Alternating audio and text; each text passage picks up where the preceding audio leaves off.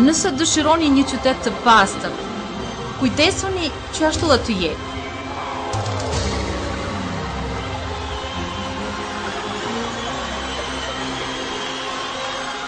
Mos veproni kështu.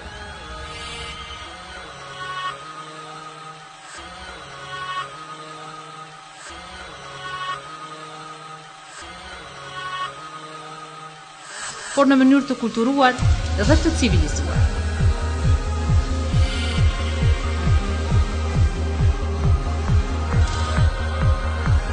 Veproni kështu, sepse ndërmarrja komunale publike me kohë do t'i marrë hedhurina.